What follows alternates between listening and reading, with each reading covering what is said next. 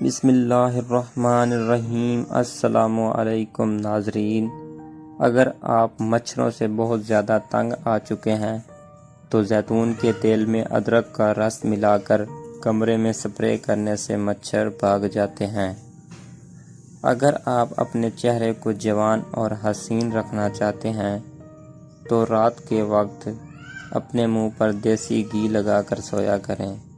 اکثر لوگ جب صبح سو کر اٹھتے ہیں تو ان کی آنکھیں سوجی ہوئی ہوتی ہیں۔ اس سے چھٹکارا پانے کے لیے عرق گلاب کو روئی کے اوپر لگا کر چند منٹ آنکھوں پر رکھنے سے آنکھوں کی سوجن دور ہو جاتی ہے۔ اگر آپ کے بال بہت زیادہ جھڑتے ہیں تو ابلے ہوئے چاولوں کے پانی سے سر کو دھونے سے بال جھڑنا بند ہو جاتے ہیں۔ پیاز کاٹتے ہوئے سر پر موٹا کپڑا رکھنے سے آنکھوں سے آنسو نہیں آتے۔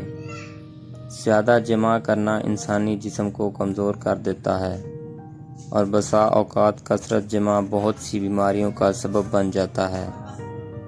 پیٹ بھر کر کھانا کھانا، اس کے بہت طبی نقصانات ہیں۔ پیٹ بھر کر کھانا انسان کو گناہوں میں غرق کر دیتا ہے۔ کھٹی چیزیں زیادہ کھانے سے انسان کا بدن کمزور ہو جاتا ہے۔ زیادہ ہنسنے سے انسان کا دل مردہ ہو جاتا ہے۔ زیادہ ہنسنے سے آدمی کا وقار بھی ختم ہو جاتا ہے۔ اصلی اور نقلی شہد کی پہچان۔ اصلی اور نقلی شہد کی پہچان کرنے کے لیے آپ ماچس کی ایک تلی جلا کر شہد کے اندر رکھ دیں۔ اگر تلی جلتی رہے تو شہد اصلی اور اگر بجھ جائے تو شہد نقلی ہے۔ جس کو پیشاب کے بعد قطرے آتے ہوں تو وہ بھنے ہوئے چنے اور کالے تلوں کو دودھ کے ساتھ کھا لے، قطرے آنا ہمیشہ کے لیے بند ہو جائیں گے۔ گلا اب خراب نہیں ہوگا۔ اگر آپ اپنے گلے کا خیال رکھنا چاہتے ہیں تو کھانوں میں کالی مرچ کا استعمال کریں۔ دل کو تندرست بنائیے۔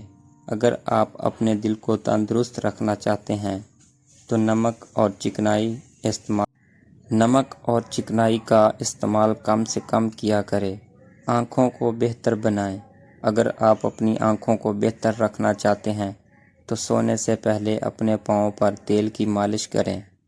اگر خواب میں خون دیکھیں تو حرام مال پانے کی طرف اشارہ ہے۔ امن سے زندگی گزرے گی مگر دنیا سے بے خبر رہے گی۔